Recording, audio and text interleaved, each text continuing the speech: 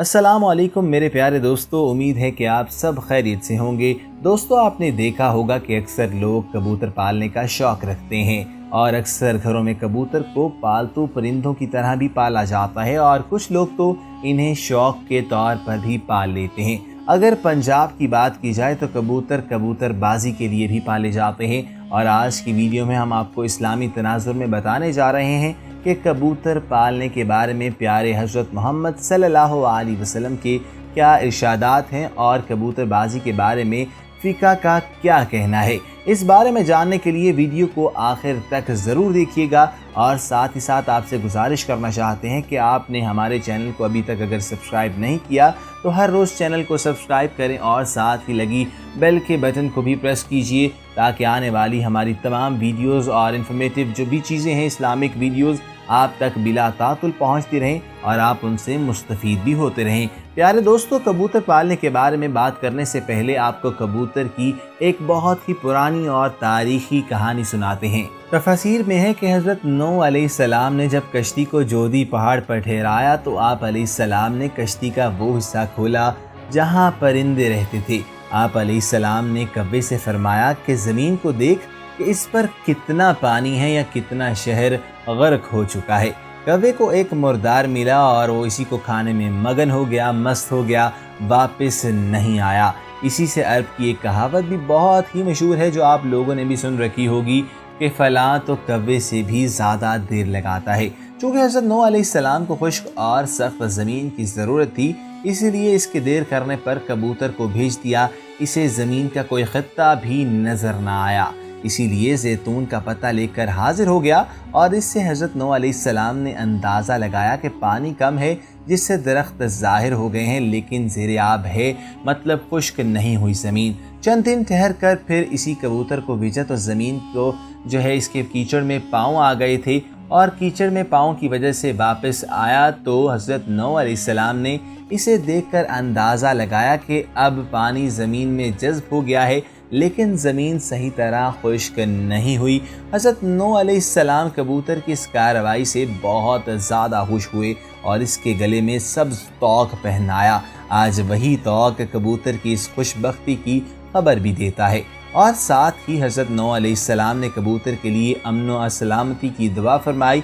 यही वजह है कि कबूतर इंसानी आबादी से मानूस है और कव्वे को खौफ की बद्दुआ दी।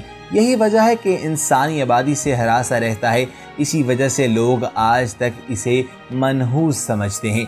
मेरे दोस्तों, इसका हवाला दिया जाए तो तफसीरुल रूहुल अमान जिल्द नंबर 5। दोस्तों, ये तो हो गई कबूतर की कहानी। आगे आपको बताते हैं कि परिंदों को घर में रखने, पालने और इनका कारोबार करने से मुतल्लिक शरीयत क्या हदायत करती है और अगर कोई परिंदा बीमार हो जाता है और इसका इलाज भी किया जाए और इसके बावजूद वो मर जाए तो क्या इसका मालिक गुनाहगार होगा या नहीं, इन सवालात के भी आपको जवाब इस वीडियो में देंगे। दोस्तों, परिंदा रखने और इनको पालना शरीयन जायज़ है और शरअ में इसकी ममानियत नहीं की गई। बहुत सी रवायात से मालूम हुआ है कि हज़रत अनस के घर में इनके भाई ने एक परिंदा पाल रखा था। हज़ूर सल्लल्लाहु अलैहि वसल्लम इसके बारे में दरियाफ्त फरमाते मगर आपने इसे रखने से मना नहीं किया। तो मालूम हुआ कि परिंदों को घर में पालने की इजाज़त है और इसके अलावा अगर बात करें तो बहुत सी हदीस भी मिलती हैं। इस हदीस से परिंदे को पिंजरे वगैरह में बंद करने के जवाज़ पर दलील भी बहुत सी मिलती हैं। परिंदे को रखने वाले पर वाजिब है कि वो इसके खाने वगैरह का ख़ुसूसी एहतमाम करे।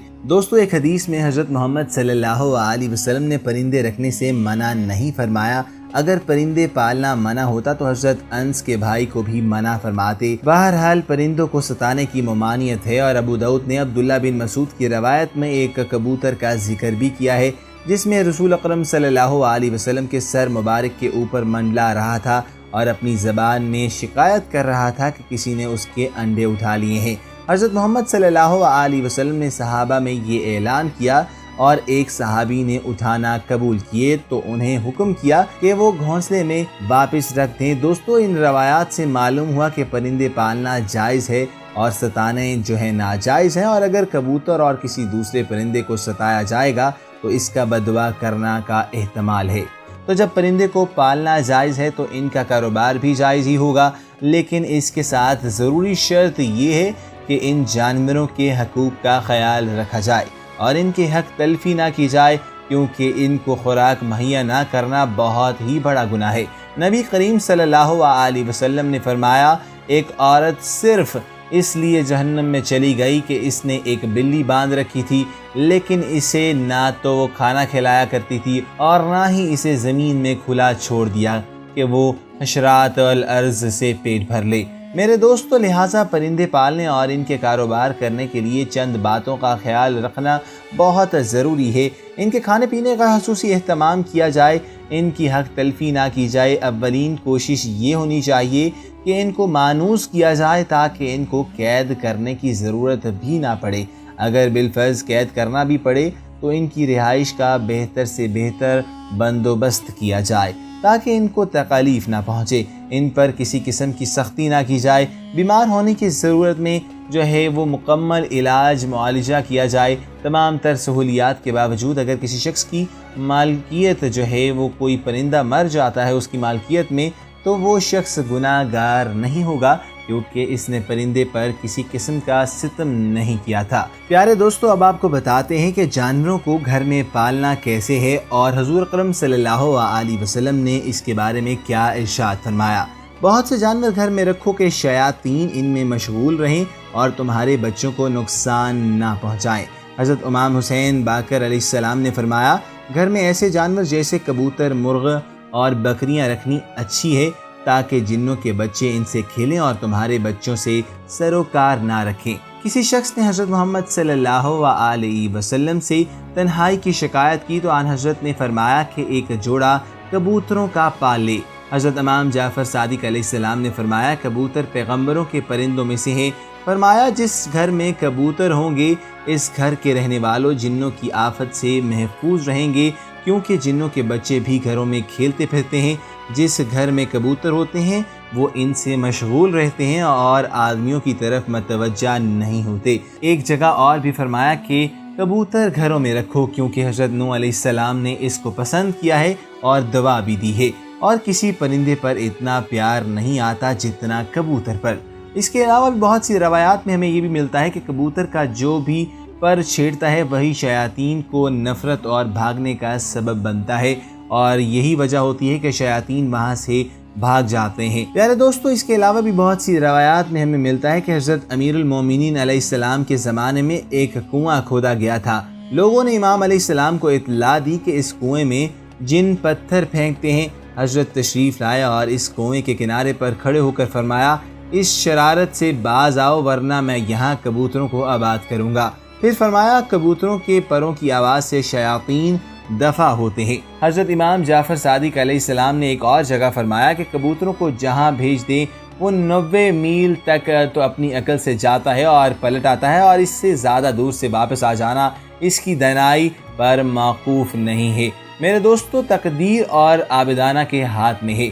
حدیث میں یہ بھی آتا ہے کہ گھریلو کبوتر خدا کو بہت یاد کرتے ہیں، اہل بیت علیہ السلام کو دوست رکھتے ہیں اور صاحب خانہ کو دعا دیتے ہیں کہ اللہ تعالیٰ تمہیں برکت دے۔ میرے پیارے دوستو، اس کے علاوہ بھی بہت سی روایات ملتی ہیں کہ جس گھر میں سفید رنگ کا مرغ بڑے بڑے بروبال کا ہوگا، وہ گھر اور اس کے ارد گرد کے ساتھ گھر وہ بلاؤں سے محفوظ رہیں گے، مگر 2 رنگے کبوتر کا ایک دفعہ پھڑپڑانا 7 سفید مرغوں سے بہت ہی بہتر ہے۔ نیز یہ فرمایا کہ سفید مرغ میرا اور ہر مومن کا دوست ہے۔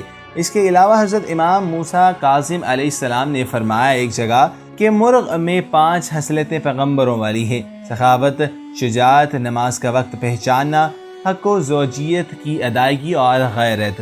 میرے دوستو، حضرت رسول اکرم صلی اللہ علیہ وسلم نے ارشاد فرمایا کہ مرغ کو گالی نہ دو کہ وہ لوگوں کو نماز کے لیے جگاتا ہے۔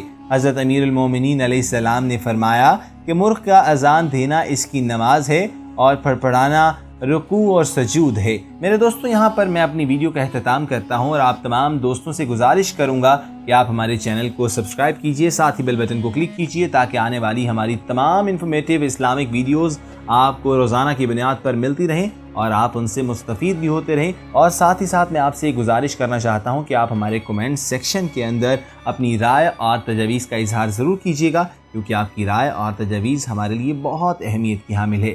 اللہ حافظ۔